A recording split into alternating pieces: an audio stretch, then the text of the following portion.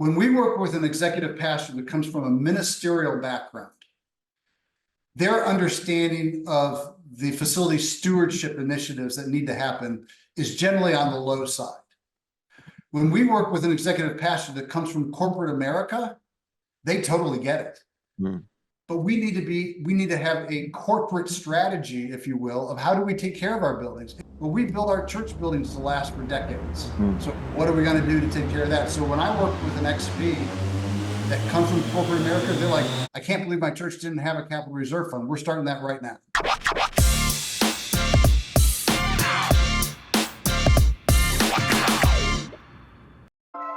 Hey guys, welcome to the Troy Gramling podcast. Today is a very special show because I know there are a lot of you guys who listen and watch who are entrepreneurs or you're church planners. In other words, you're starting something new, and it's always great to hear from someone who's been down that road. And I had the opportunity to talk with a gentleman that I'll introduce in just a few moments, but he went from an established environment to doing something brand new. And once again today, I have our student pastor and my middle son, Carson Luke Gramling. Welcome to the show. Yes, I am excited. At this point, am I the most reoccurring person? I think you are. Look at that. Congratulations. It's about time. You're going to ask for a raise. I am. You must have already gotten that email. Yeah, so I'll double your salary. Sounds great. So anyway, so you're a Dodger fan, I see. Oh, huge Dodgers fan. So maybe they'll do okay this year. How they doing this year, by the way? I hear they're better than the Marlins. That's what I hear. That was hard to come up with, for sure. Better than the Marlins. I do want to mention, I have a book. It's been out for a couple of months. It's called Potential, the Uncontainable Power of God Within You. And it's really about the journey to our destiny, how to experience the potential that God's put inside of us. You were created for greatness, and we follow the people of God. And really, it's a roadmap, easy read. You can pick it up wherever you buy books. And I think it'll be an encouragement to you or to whoever you give it to, because it's a great gift. It is. It is. Christmas right around the corner. Yeah, just around the corner. 5 months. And yep. It'll be here. It happens quickly. But in just a few moments, we're going to talk about starting something new. And, you have been my son your whole life. Yes, I have. And we started a brand new church in Arkansas, which I'm sure you do not remember. I do not. And then we went to Little Rock to try to start something new. Do you remember anything about Little Rock? I remember, was it an apartment that we lived in there? We did live in an apartment. I remember the apartment, and I remember Forest Green or Forest Wake or something like that was the name of the school. Oh, yeah, it was Forest something. I don't remember either. But yeah.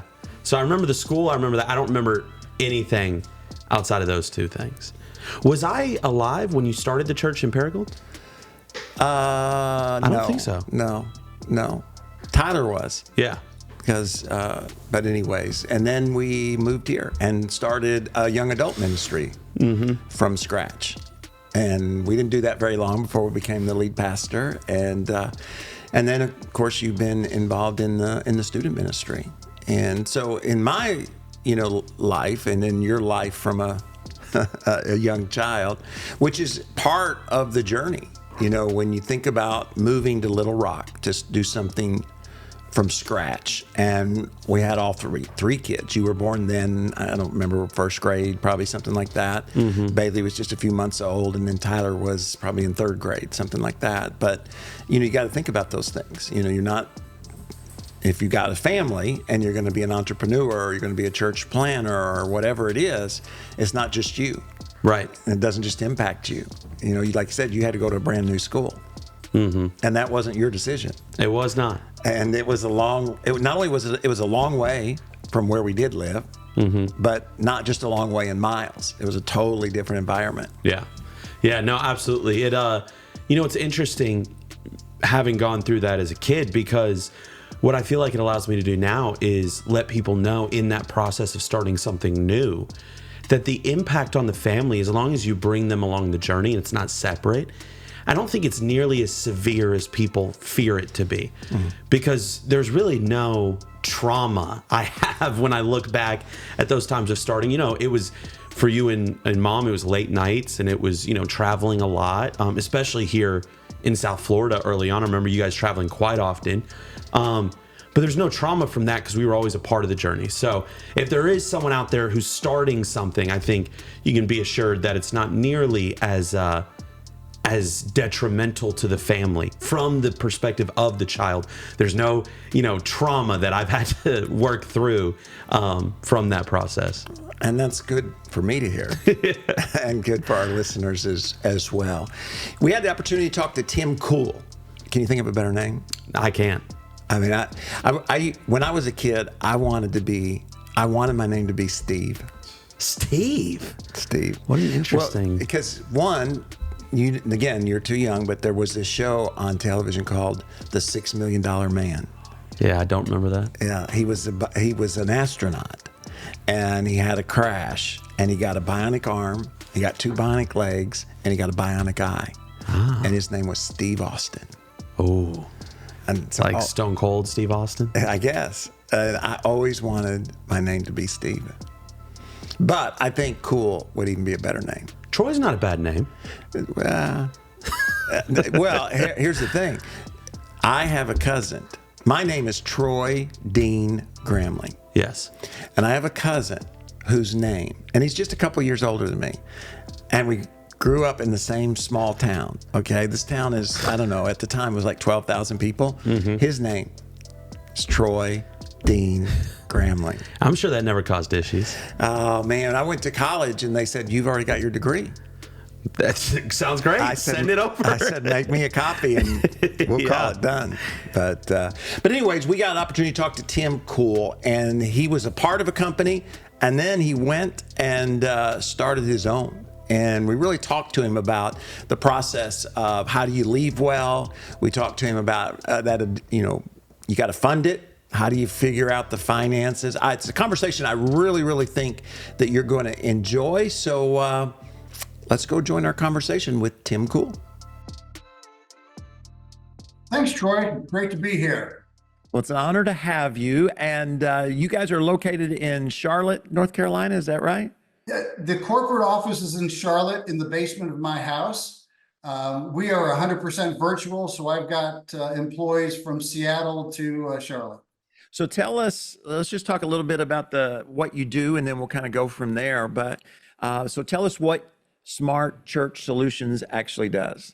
Yeah, so we specialize in assisting churches to best steward their facilities. I spent 25 years helping churches build their facilities, and then I would go back and visit, and I would see a 5-year-old facility that looked like it was 20 years old because churches weren't stewarding what God had entrusted to them. And so we believe it's our goal, our vision, and our mission to help churches understand that they're not entitled to their church buildings, that their church buildings have been entrusted to them. Just like everything else, if you're a firm believer that everything belongs to God, that includes our worship buildings and our education buildings. And so what are we doing to properly steward those? And so facility stewardship is what we do. We do it predominantly through assessments and consulting, where we'll come on site and help a church. And then our largest revenue is through facility management software that we developed. All right. So when you say facility management, you're talking about what's going on in the facility, or you're talking about air conditioners and lighting, or all of that? Yes. So it's got 2 primary components. One is the event management is, hey, I want to have a Bible study at 7 o'clock at night. I need a room for 50 people and 50 chairs and tables, childcare, and all the things that go with event management. But then we have asset management. Okay. There's a clogged toilet on the 2nd floor. Someone needs to fix that. Okay.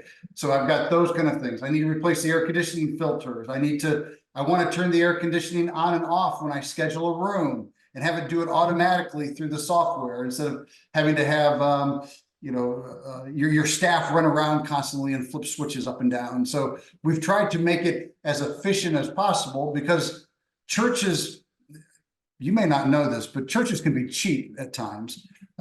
You may want to say frugal, but I was a preacher's kid, so I'll just say cheap.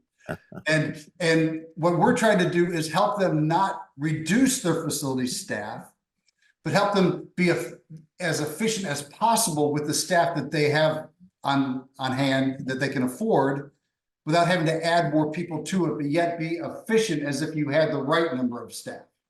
Okay, so that's I'm sure helpful and interesting. I want to come back and talk about that, but before we do, I want to talk about as you've started this company. So you said you were in the church building aspect of it, and I assume that that means you were working as part of another company.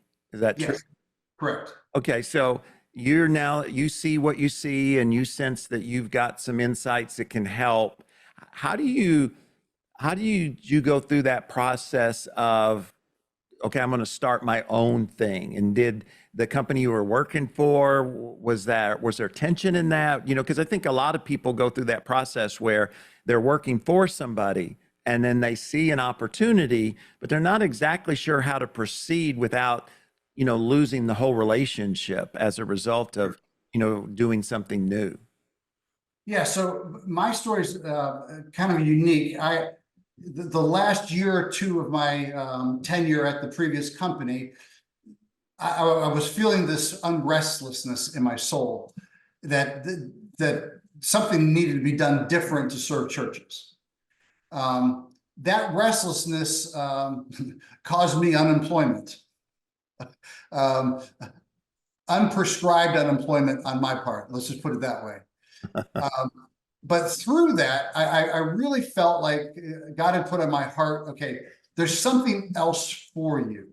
There is a component where you can still be connected to where you've spent the majority of your time, but let's spin it 180 degrees. And it was this through spending time with friends and just personal seeking what needed to happen. It was kind of like this revelation of, you know what? It's one thing to build a building. It's one thing to know what a building costs, but what does it take to take care of that building for the next 40, 60, 100 years? And what does that look like? And so I had an interesting navigation of that with the previous company for about 24 months. There was significant tension. I had to walk a fine line due to a non-compete that I had, but I felt I needed to honor, although my attorney told me I didn't have to. Attorneys aren't always your best conscience for your soul, but now the man who actually had to let me go from that previous company and I are good friends again. Right. So we've been able to bring that whole thing full circle, but it took some serious navigation to get through. Yeah. So as you look back on it, what advice? Because I know there are lots of folks who watch and listen who, for a lot of folks from day one, their desire is to work for themselves, Yeah. and yet, they don't either have the knowledge or whatever the purpose. And then all of a sudden they get the vision like you were talking about for yourself. As you look back on that, what have you learned, or what might you have done different, or how would you advise somebody who's starting to sense that struggle in their soul to start something? Yeah, great question. The first thing is, man, write it down. Write down what's moving in your heart and your mind and where you feel being led to. And then try to evaluate it. Is that just a hobby, or is that something that really could become a revenue generating way to support myself and other people? Too many people. So my background, I was a music major in college. Go figure. Now I work with facilities. Great transition. And my dad gave me great advice. He goes, son, let your music be a ministry in your church and go find a real job. Too often we find hobbies and things that we feel like we're good at, but they're really not going to be commercial ventures. They're going to be something that you may do for fun. And so Seth Godin's one of my favorite authors. And so I just love everything that he talks about. And one of the things he says, test the waters. Is it something you enjoy doing? Do you have passion for it? And can you make a living doing it? And so going through those filters to determine, could I make a living at where I feel my heart and passions are pulling me? And if the answer is no, then it's probably a hobby. And don't try to pour yourself into it. The second biggest thing was, how are you going to fund this thing? I was fortunate to have had a 401k from the previous company that became my investor in the new entity by making it a self-directed IRA. So I had some funds available, so I didn't have to borrow money. I didn't have to go to friends and family and ask them to invest in a new company. I had a little bit of seed money to get started with it. Did your wife like that investor? She liked that investor. She didn't like the fact that I burned through the entire investment. It was kind of that burning the ships kind of mentality, Troy, where I told her, I said, either this is going to go really well or we're moving in with the kids. One of the two things is going to happen. And it was a rough go. There was more than one time during the initial 5 or 6 years that I thought we would lose everything. And you script and scrape and you do whatever you have to. But having at least a financial plan, and one of my advisors gave me a great word of wisdom when I started thinking, should I bring on an investor or two? He goes, you can, just know that with every investor, you're adding more conversations to your day-to-day life. Yeah, that's good. And man, I hate to admit this, but I'm not sure I make a great partner. I'm a great partner when it comes to coming along people and helping them grow in their desires and whatnot. I'm not really a great partner when I don't have 51% control over something, though. Right. I hear you. So how did you, so you begin this journey, like you said, you had a plan, some seed money.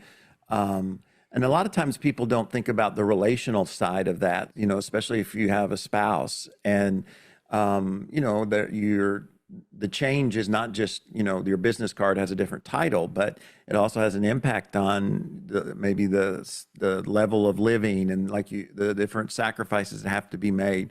What are some things you have learned and some advice you might give to folks who, because you're gang-ho, you're excited, you're starting something new, you've planned, you've prepared, done a lot, and you're finally starting. And sometimes we forget about, not everybody's been thinking about it as long as we've been thinking and praying and doing all. So what are some of the things you learned just relationally when it came to your spouse as far as starting a new business like that?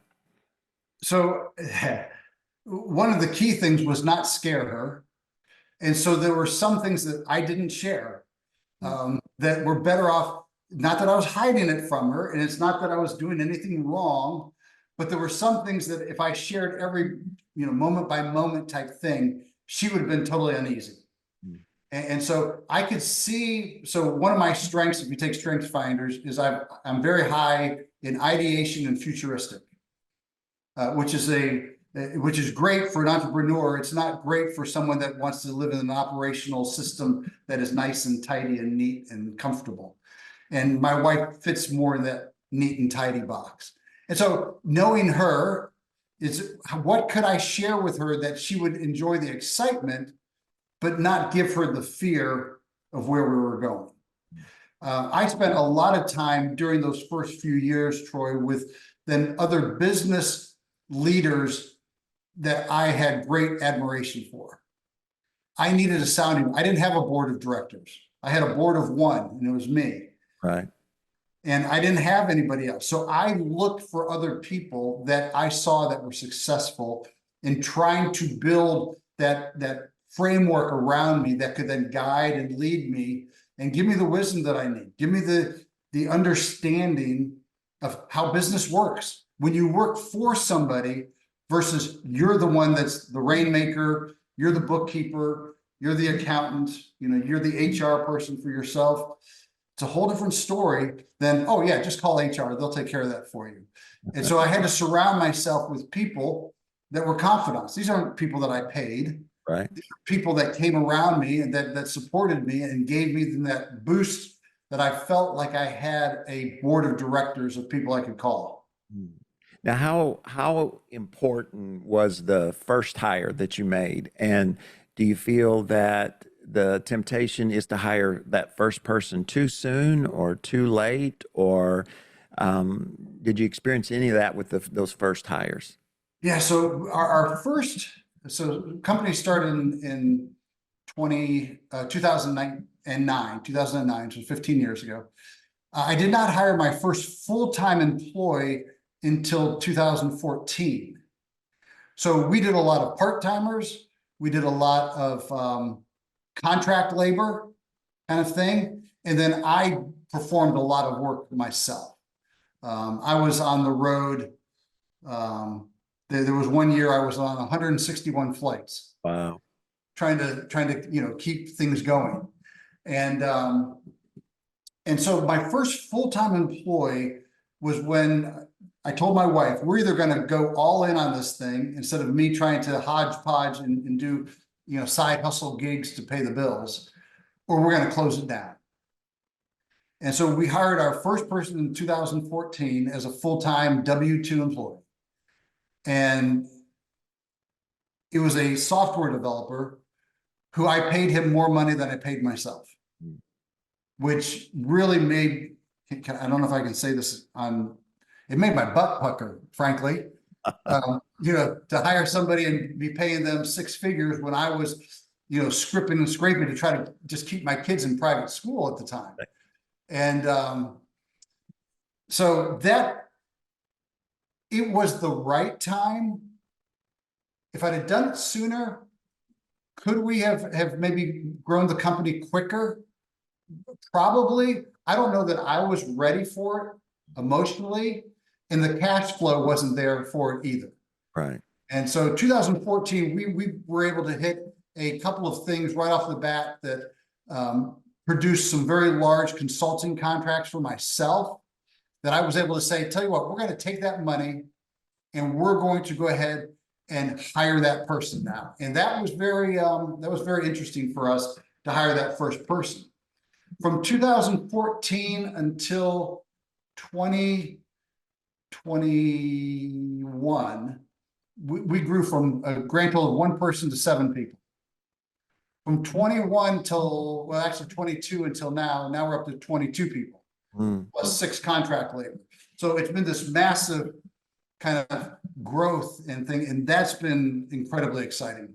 Yeah, that's and so I guess in some way, all along the way, your role and responsibility has had to transform and change. If you go from leading yourself to leading a team of people of that size, your day-to-day has to change along with that.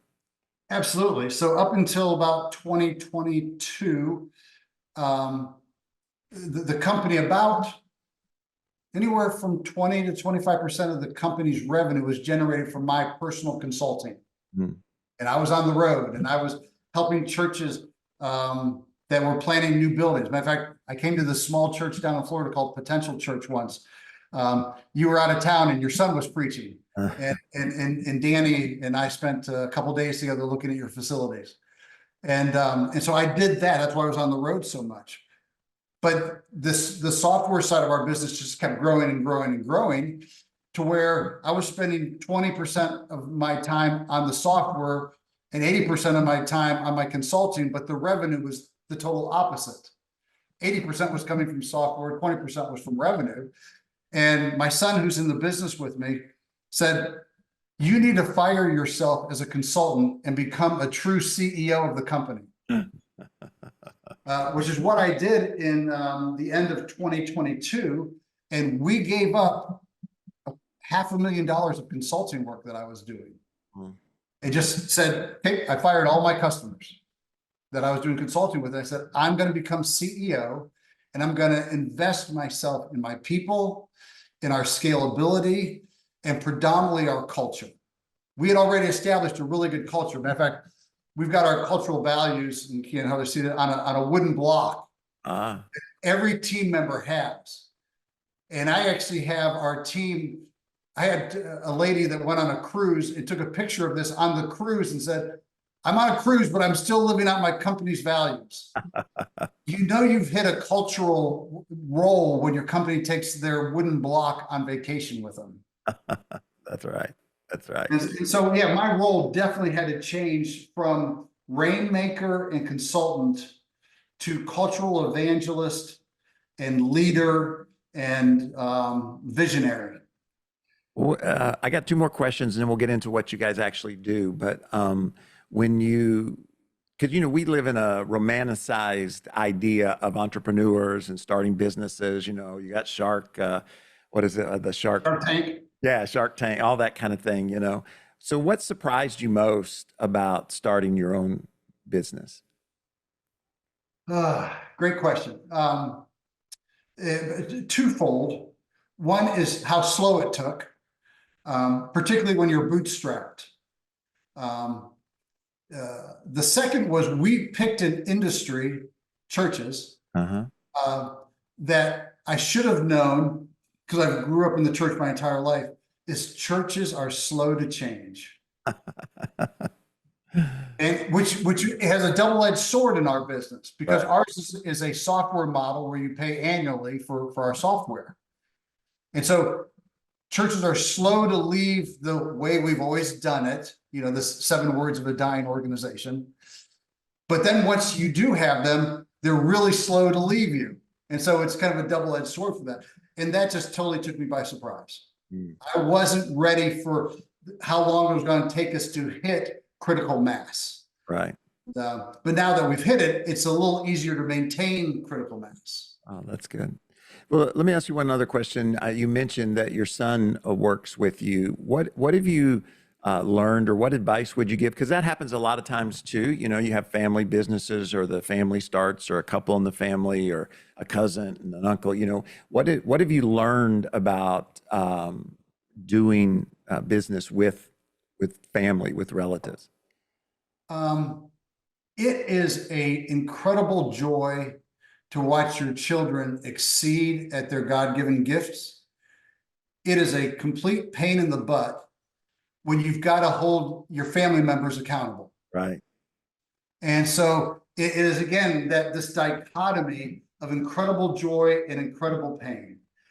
We actually had to hire an outside consultant to come in and help us navigate some things that were triggering both of us. And it helped us put language to the things that were triggering us. He's only been with us 5 years of the 15, so he's wasn't originally part of it. But he's over our revenue, sales and marketing type of things. And I would ask him about, hey, where are the numbers? Why is sales down this month? And all of a sudden, kind of this explosion of emotions. Right. And I'm like, I just asked where the numbers were.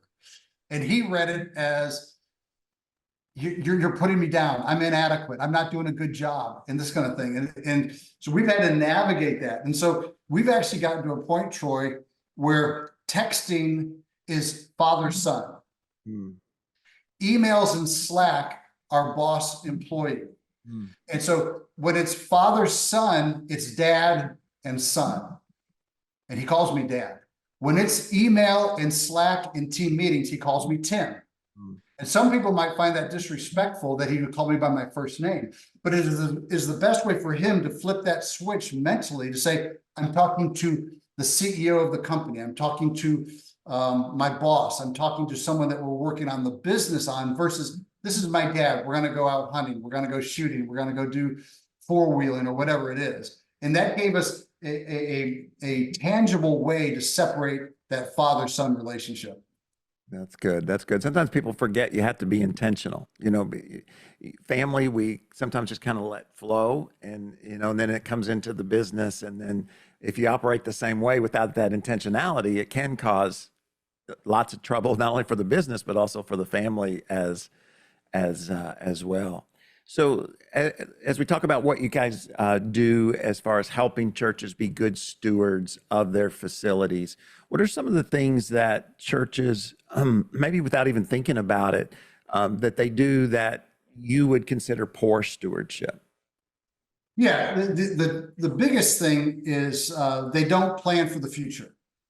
And so they don't realize that every air conditioning unit will have to be replaced. Every stitch of carpet will have to be replaced. these are not if type things. This is when and how much. And so the lack of capital reserve planning is probably the biggest thing that we find churches do from a financial and a facility stewardship standpoint.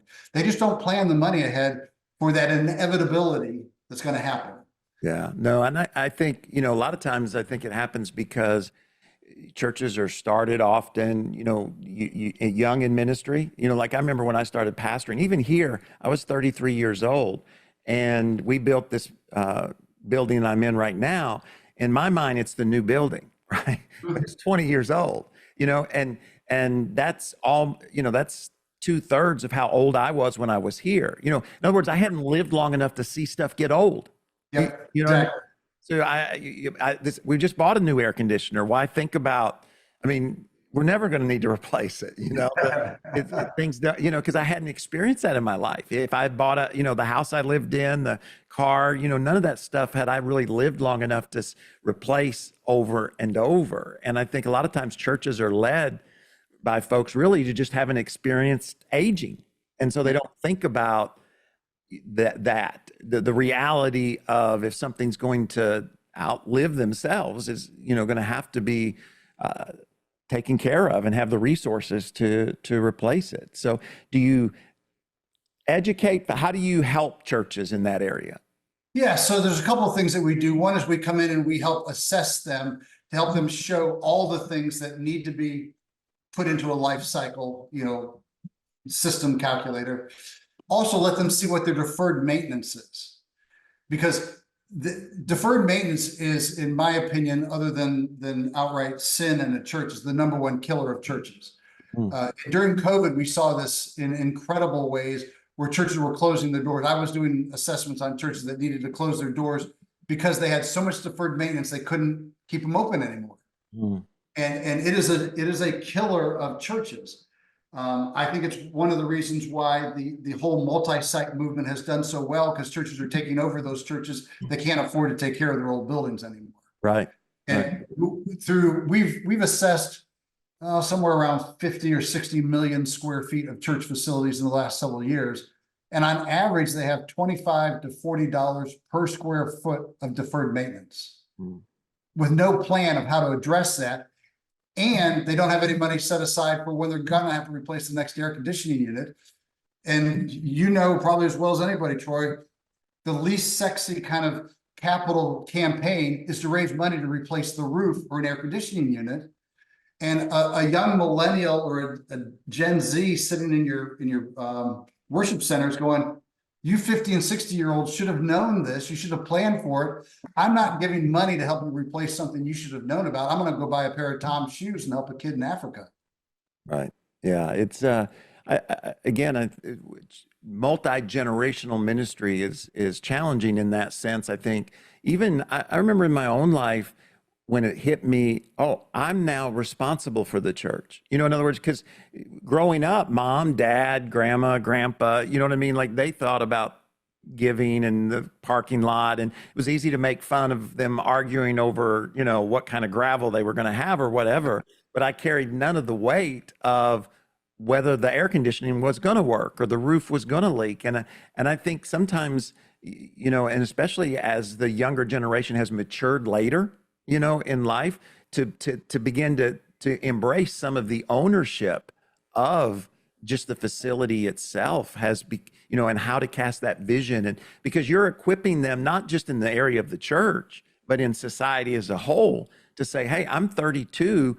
I've got to take some ownership about who's running from president to the roof on my church to, all that's going on around me. I'm now the adult, I guess is what I'm saying. And that's a little bit of a challenge sometimes in our culture to help people mature into that responsibility, especially when they're not getting married and they're not having kids. They're not having those things that just naturally compel you into maturity. Yeah, it's interesting. We work with a lot of executive pastors because many times they're the ones that hold the purse strings to do things. When we work with an executive pastor that comes from a ministerial background, their understanding of the facility stewardship initiatives that need to happen is generally on the low side. When we work with an executive pastor that comes from corporate America, they totally get it. Mm. If you worked for Walmart as a CEO or COO, or you worked for a major corporation that owned real estate, you were already planning for capital reserves and renewals and equipment replacement, and you had funds for that. Unless you're Chick-fil-A, so there's a Chick-fil-A 2 miles from my house here, and after 25 years, they tore the building down. Mm. I'm like, this is the fastest growing Chick-fil-A in North Carolina. It grosses more than anybody else. You tore it down. Well, they did it because they built the new one with the double drive-through and the new kitchen, because the old building didn't fit their mission anymore. Well, we don't do that in church. Right. We don't tear our buildings down every 20 years and build new. Mm. But we need to have a corporate strategy, if you will, of how do we take care of our buildings. If the strategy, like Chick-fil-A, is every 25, 30 years, we tear down our buildings and build new ones, okay, you've got a strategy. If I own an office park, my strategy is I need this building to last for 40, 50, 60, 70 years. And so what kind of capital reserves, what kind of renewals do I need to be planning for? Well, we build our church buildings to last for decades. So what are we going to do to take care of that? So when I work with an XP that comes from corporate America, they're like, I can't believe my church didn't have a capital reserve fund. We're starting that right now. Yeah, it's churches tend to have a one generation mindset or a vision, and I think even as pastors, it's having a vision that's multi-generational, that's bigger than just my dream, so that you're making decisions, I know, because just like you were saying in your business, the role that you have changes as the size and dynamic and the things around it change. And I think in ministry anyways, that if you're a long-term pastor, it's like your vision's got to be bigger than just what you're going to accomplish in your lifetime. Or, like many of our churches, and I think about all the ones I grew up in, they just get old. Right. The building just gets old, and then we go down, we don't tear down and start over. We just move down the road and start over and watch, sadly to the whole community, we just kind of watch it decay right in front of us, and so I think, hopefully even culturally, and that you guys can help to have bigger visions. To me, it's just a bigger vision. It's a vision beyond my lifetime, and that what role do I want to play in helping, 2-3 generations from now be prepared to move forward, as opposed to having to start over, because it wasn't cared for. Just the whole idea was about now, not just about now and then the future as well. So I appreciate what you do to help push us, to think beyond the evangelistic event this week. Right. Yeah. Your evangelistic event, you got 52 Super Bowls. We've heard that cliche. Well, most stadiums are getting renovated every few years and getting updated, and the skyboxes are getting updated and everything else. Next to the NFL, now that we're talking about sports, next to the NFL, churches are probably the worst users of real estate. You think of Arthur Blank in Atlanta. He built the Mercedes-Benz for 8 home games for the Falcons. $1.2 billion building for 8 home games for a team that may or may not ever get to the Super Bowl again. Now, yeah, they rent it out for other stuff, and the soccer team uses it, and so on and so forth. But man, our church buildings were meant to be used. They were meant to be used. We spend millions of dollars. Back in pre-COVID days, the church industry, construction industry, was $8 billion a year in new church construction. And many times that was churches that were building new buildings right next to a building that was falling apart. And so they couldn't steward the old building, and yet they could raise money for the new, because the sexy new thing always is easier to raise money for than caring for the old.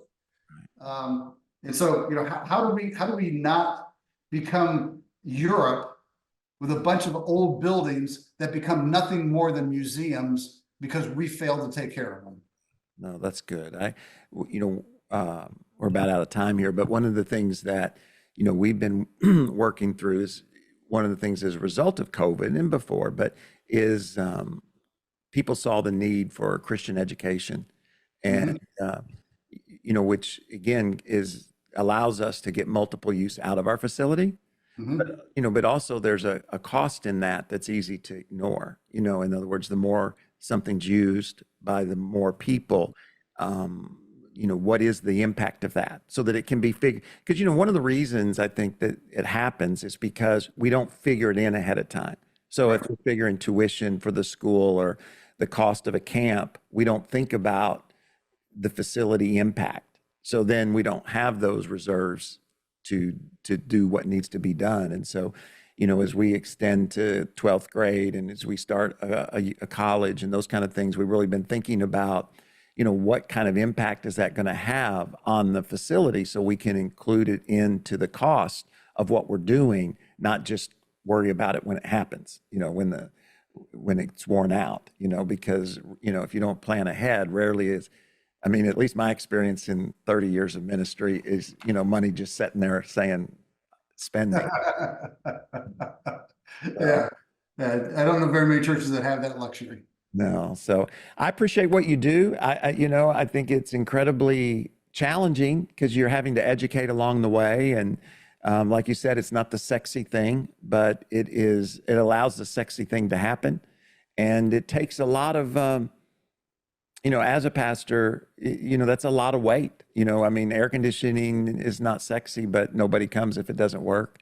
If the roof leaks, if the building smells, if all of those different kinds of things. And, it's just my prayer that our churches can be multiple generational, not just, one lifetime and then move down the road or to the next auditorium. So thank you for what you do. Well, thank you, Troy. I appreciate the time. Really appreciate Danny reaching out, and appreciate him. He's been a good friend through the years, and so really appreciate the opportunity to speak with you.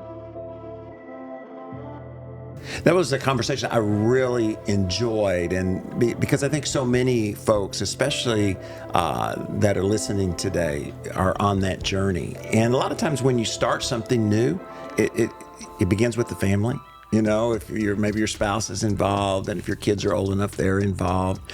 And I know that you and your brother and your sister have grown up as a part of Potential, but are now also in ministry and a part of what God's doing here. What's been maybe the biggest challenge to being my middle son, being part of the family? Oh man, it's, to be honest with you, been way more positives than negatives. If I had to bring any negative, I think the biggest thing is, the growth you go through from 30 to 35 or 35 to 45. There is growth, but on the maturity level, it's different than 15 to 20 or 20 to 25. And what can often happen is because people have seen you from such an early age, it can just be hard, I think, for people to flip over and now see you in a more mature, more adult light. And so that's probably been the biggest challenge, is just trying to, the way I responded to things, the way I did things 5 years ago, 10 years ago, or, for those who have really been around for a while, 15, 20 years ago is very different than the way I do things today. And sometimes I just know that can be challenging for people to kind of change their viewpoint on me. Yeah, there's been, nepotism has been a big conversation because of LeBron and his son Bronny. And I heard one guy talking about it, and he really talked about how, from an advantage size, even if you think about Bronny, I don't know what his basketball skills are going to become or be, but he's grown up in the NBA environment.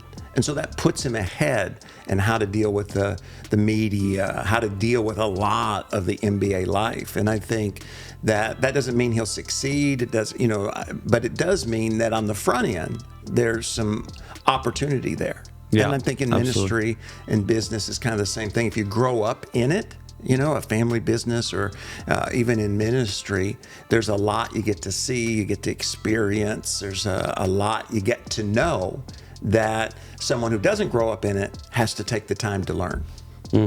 Absolutely. Well, and I think, a lot of people want to make you feel bad for that.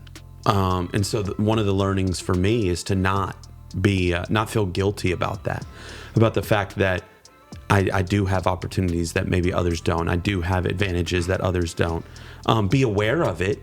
I definitely don't want to act as if it's not real, but I don't need to feel bad for that. You know what I mean? That's the hard work that y'all have put in to set us up in a way where we can really start with momentum. And so for me, it's that mentality that, people are going to try and make you feel bad for that in the same way I would imagine people are going to try and make Bronny feel bad for that. I'm sure they already have, because he's starting on a different level than others. But that's the opportunity that we've been given. And so we don't need to feel bad for what we've been blessed with. We just need to leverage it. Yeah, because you either fail or succeed at the end of the day. It may get a good start, but Bronny's either going to win or lose. You're either going to win or lose, and that's going to be dependent upon your giftedness and absolutely, what you're called to do. So anyways, that is our discussion for this week. I hope it's been an encouragement to you. That's always our goal. We're just trying to build a community of people who are reaching for their potential. It's the reason I wrote the book. I never considered myself an author, but I really felt passionate about taking what I teach, what I'm passionate about, which is adding value, is helping people reach their potential. And I think this book can be a huge help to you. If you haven't picked up a copy, I hope that you will do that. You can join us on Sunday. We have a lot of fun in what we call our live stream. And, we play some games, we have some fun, and we even talk about some serious stuff and the things that are going on in our culture as well.